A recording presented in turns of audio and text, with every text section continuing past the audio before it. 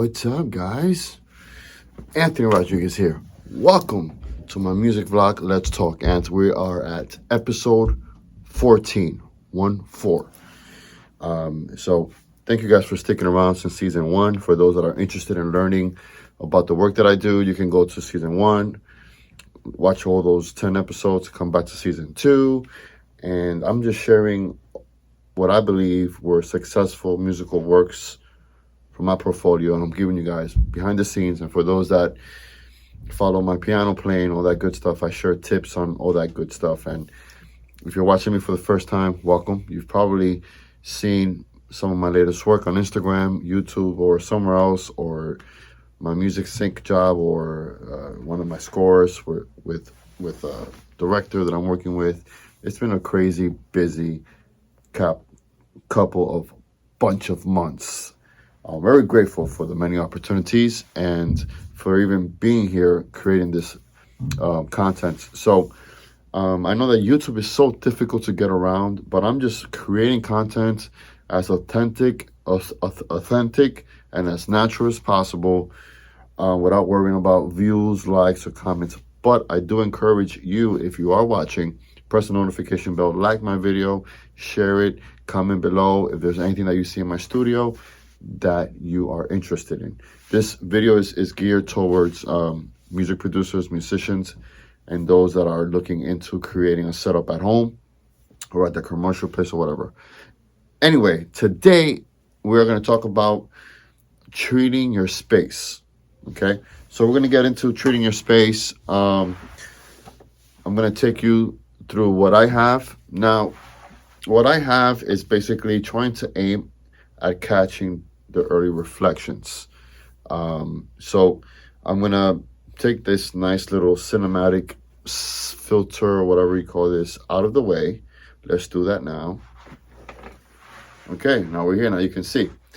So I'm going to try to see. This is the front part, right? Okay. I'm going to take you to the front part now. I'll be back. Okay, so now we have the front view. And basically the whole vision when I first got the Orlex, I had 2 bass traps there, but it wasn't working out, so I just removed it. So I decided to put obviously it's recommended to put the bass traps on the corners. I put 2 wedges, which Orlex calls it wedges. You could call it panels, whatever.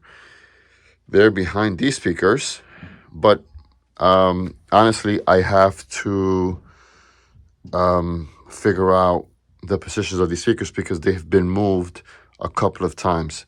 So the intent was to have these speakers in front of those wedges. So yeah, this is there mostly to decorate, but it does do something. The most important thing is this, the bass traps and the wedges that are there.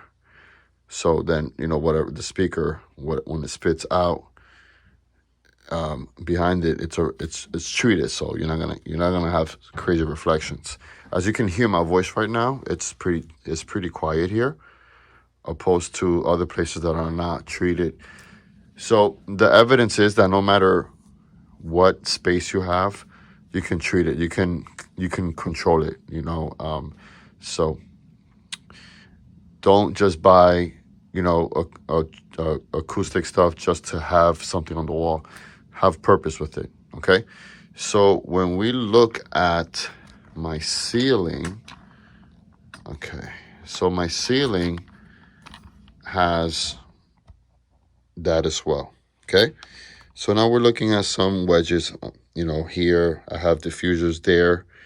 I know that there's certain designs that can be placed much better. I'm actually thinking of getting a diffuser to put it there, another one there. So they come in 2, so I could probably just put one there, another one right there where that space is. Subject to change. But for now, I have the ceiling treated as best as possible, as you can see. Moving back. And the reason why I have it like that is because,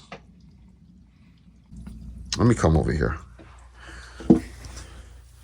The reason why I have it like that is because in this space that I have here, I have people coming in to record vocals, and I sometimes record acoustic stuff, like, you know, maybe sampling a sound. So in my ceiling, I have the wedges where the singer would actually stand right under it. So when the singer comes, you know, there's not going to be any bouncing going on, even though I have beautiful rugs on the floor. That helps. I have wedges on the ceiling, and wherever I'm recording that has to do with mics, I'm surrounded by acoustics on the top, carpet in the bottom, and I also have the shield from SE Electronics that helps with the sound. Okay, now I'm not talking about isolation. So isolation is basically soundproofing and all that stuff. That's not happening here. You know what I mean? So for that, you need to you got to float the room. I'm in a basement, so the floor, concrete, nothing in the bottom. It's concrete. I'm in the ground, so the floor, I'm good with the floor. When it comes to my ceiling, I don't have a double ceiling. It's not floated from there. My walls are not floated, so it's acoustically treated. However, when I have sessions where things need to be mic'd, I set things up in a way where nobody's upstairs. They're in the second floor, my kids and my wife. So no one's allowed in the living room whenever I'm recording anything with mics. So that's that. So now that I showed you,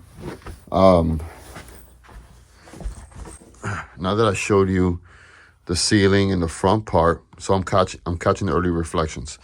Now over here, you have two more wedges to catch that speaker, so we catch it there. Again, my measurements need to be reevaluated because of the position of the speakers. I moved it a couple of times. So that one. So over here, we'll go to here. Now, this beautiful curtain emulating a wall, behind it, there's a moving blanket. So the sound doesn't bounce from that. So the sound just stays there. So I don't really need to have that there, even though I used to have it, but I took it down. There was really no reason for that. So this is a wall, concrete wall, and that's a fake wall. It's emulating a wall, because this is a whole space down here where it's divided into two rooms. So over here, I just have a Persian rug. So that's doing something, but nothing major. And then I'm going to take you to the back. So right here in the back, I have some random wedges here. They're there not on purpose. They're there because I just have extra, but they're actually doing something productive standing in the back. I have wedges up there. I have wedges there. I have a wedge right there. So the sound will go towards there.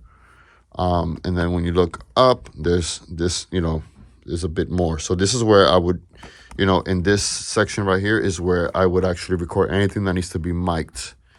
And so we have that. So the two bass straps also in the back.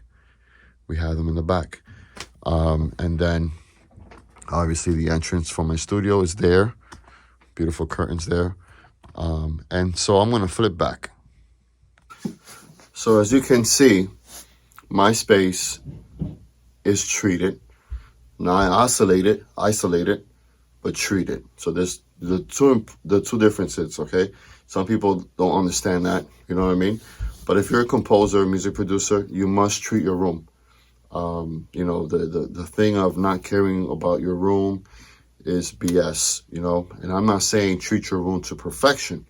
My space is not perfect, and a lot of studios, including commercial studios, they're not perfect. So there's a thing called knowing your speakers, knowing your room. There's a reason why people say that.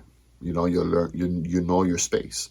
When I mix here, I have the Slate VSX headphones. It's a technology where I can be in multi-million-dollar studios and mix there, and then go back and forth with my setup here and see how and see how it sounds, referencing with other records, hearing them in my system and how they sound, and I compare it with my mix, with my work, and I can make better judgments and finalize projects that way.